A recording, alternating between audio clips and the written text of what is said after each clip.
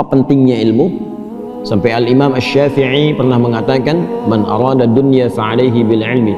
Kalau ingin sukses dunia, mesti pintar, mesti punya ilmu, belajar. Ya, karena itu pembuka dalam Al-Quran, wahyu pembuka menggunakan kata iqra, baca.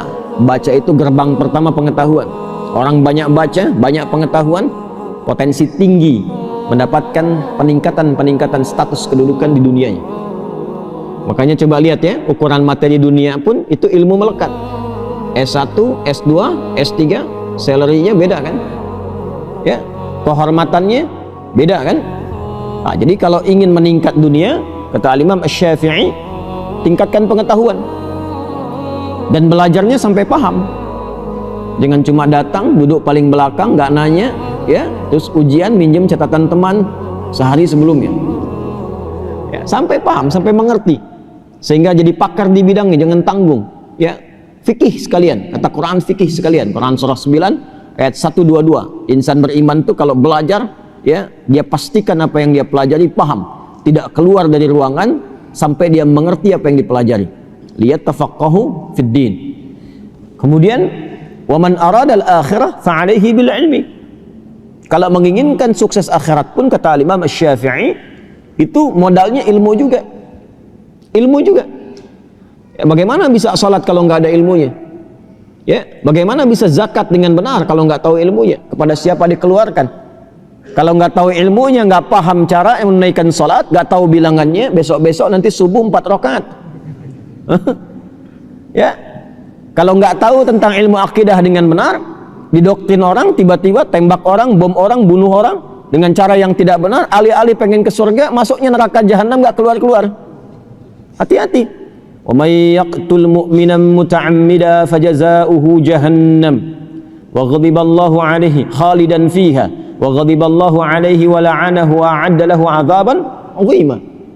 Siapa yang sengaja merencanakan pembunuhan dan korbannya ada satu orang beriman saja, satu saja, maka ancamannya, tuh ancamannya, pidana itu ancamannya, ya, neraka jahanam, kekal di dalamnya, nggak keluar-keluar.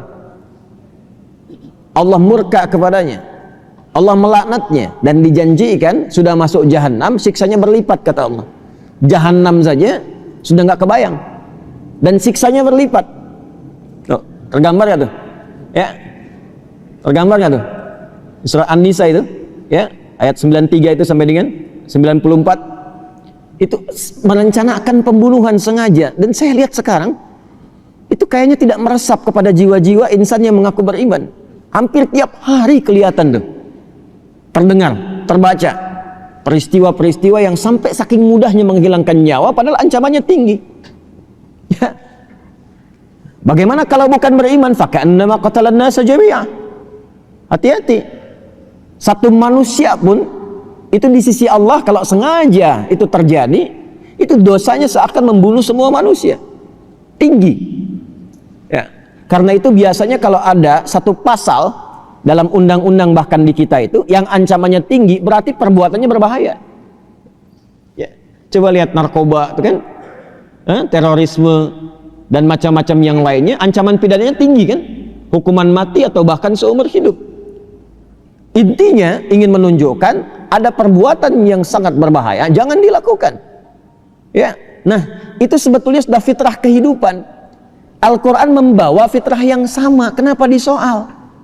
Ya, jadi ketika ada hukum misal semacam, kata Allah disampaikan, ini ya, daripada orang mencuri, potong tangannya. Kalau orang mau bunuh, pikir dulu, dikisos nanti dibunuh lagi, ancamannya hukuman mati. Pembunuhan, ya, ancamannya hukuman mati. Dikisos tuh hukuman mati ancamannya, ya, untuk pembunuhan. Kenapa mesti disoal? Kan sama saja dengan logika berpikir dalam konteks hukum manusia, ya, yang ditetapkan ini menunjukkan bahwa ada perbuatan yang sangat berbahaya, jangan dilakukan.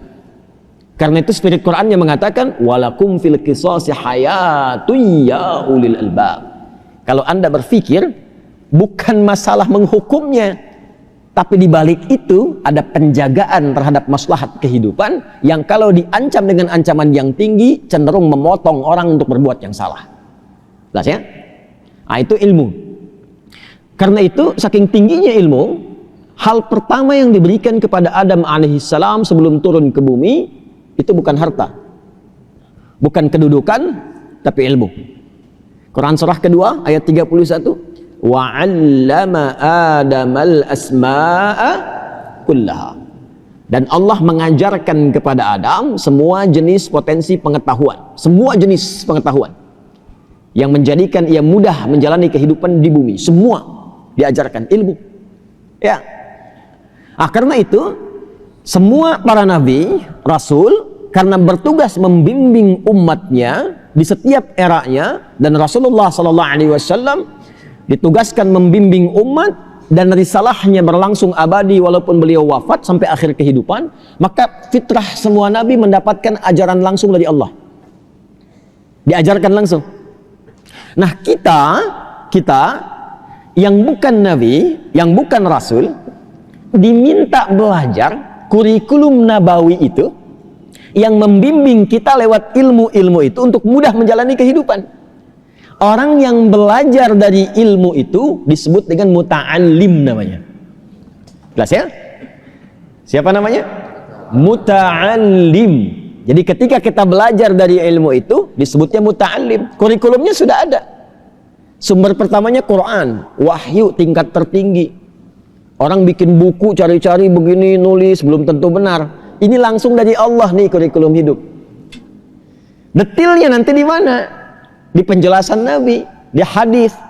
Hadis ini disampaikan lewat lisan, dipraktekkan lewat perilaku, dicontohkan lewat sikap, lewat sifat. Nanti diabadikan dalam perilaku. Ketika jadi perilaku disebut dengan sunnah. Disusun jadi kurikulum oleh para ulama hadis kita. Jadilah kitab. Kitab itu kurikulum hidup. Di cara ngaji itu begini, cara ngaji itu lihat peta kurikulumnya secara tematik tuh, disusun. Ya, yang sering sekali saya sampaikan, ada yang pokok, ada yang furu'. Yang pokok tuh kayak kita toharah, apapun Anda profesinya, mau pejabat, mau diplomat, birokrat, mau rakyat biasa, mau guru, pengajar, teknokrat, arsitek, tetap wudu kan? Ya, tetap sholat kan? Ya kan? Puasa juga kan? Nah itu yang pokok namanya. Nanti disusun babnya apa saja. Bab menjaga iman, kitabul iman. Ada ayatnya, ada hadisnya. Apalagi misalnya bab taharah, ya, bab tentang salat. Disusun babnya, ada ayatnya, ada hadisnya. Nah nanti yang sifatnya furu', cabang pilihan kehidupan, tuh milih sesuai passion, bakatnya masing-masing. Yang mau bisnis, nanti ada bimbingan bisnis disebut dengan kitabul buyu'. Yang di pemerintahan nanti ada kitabul imarah. Yang di ilmu ada kitabul ilmi. Semua ini sudah dihimpun oleh para ulama hadis kita.